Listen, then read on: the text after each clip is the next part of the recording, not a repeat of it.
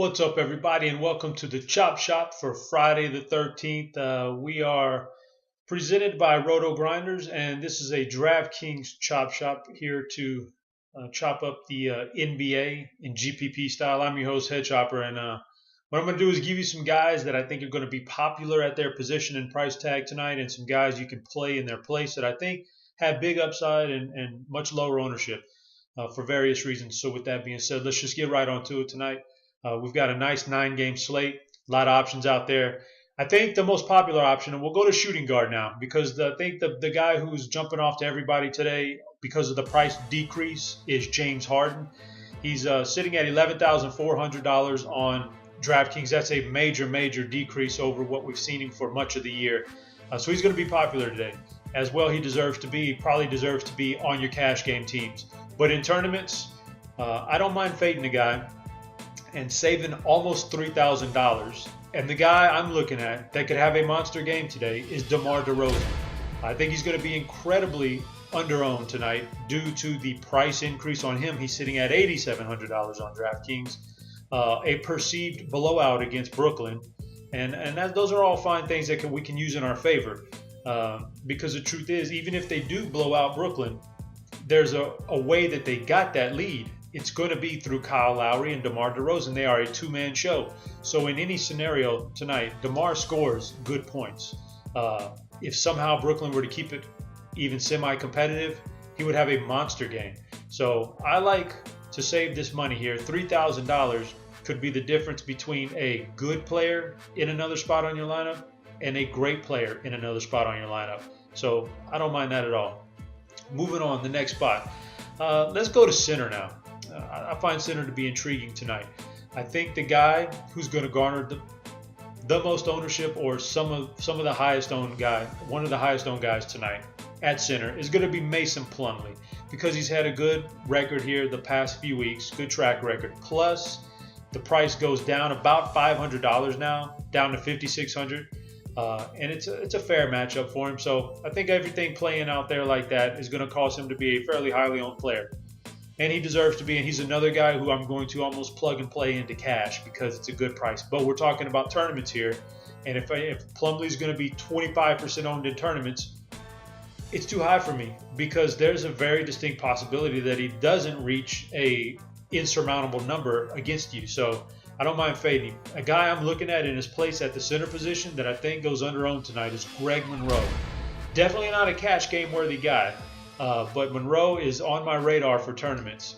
There's a lot of good things to like about him tonight. The price tag is really similar to Plumlee, so you're not losing or gaining too much there.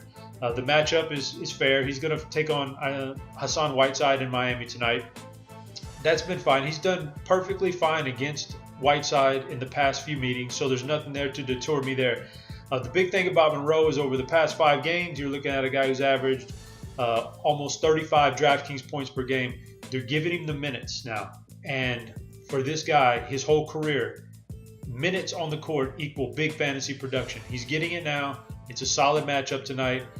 He could very easily outscore Plumlee by 10 points tonight. Very easily if things broke his way. So I like Monroe there as a center option. Last but not least, I'm going to go to small forward. It's a tricky position most nights. It's not very sexy unless you've got the big studs playing. There's not that many of them tonight. So we'll go in the middle range here. And I'm finding a guy who I think is going to be popular based on injury is Andrew Wiggins. Zach LaVine is questionable to doubtful right now. That's going to mean LaVine is going to give up a bunch of minutes and shot attempts in this offense. A lot of that trickles down to only a few guys, and Wiggins being the most notable name. So with that, I think that his ownership spikes up here at $6,800. I'm not saying he's not a good play. He's capable of putting up a big number. But for me tonight, I don't think he's a must play by any means. I don't think his projected outcome is going to necessarily kill me. If he has a good game for him, it's not that great. It just very few range of outcomes puts him so far above what I think he's going to be that he kills me in tournaments. So $6,800, I can fade it. I can save $800 here and go with a guy that I know I absolutely know for certain is going to be low owned tonight. That's Tobias Harris playing for Detroit. So what we've got here is an injury to one of the starters for Detroit, Kentavious Caldwell-Pope.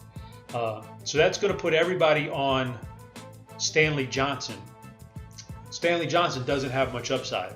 What they're going to forget about is a guy like Tobias Harris. And they're going to look at this matchup, and they're not going to want to mess around with this matchup against Utah either.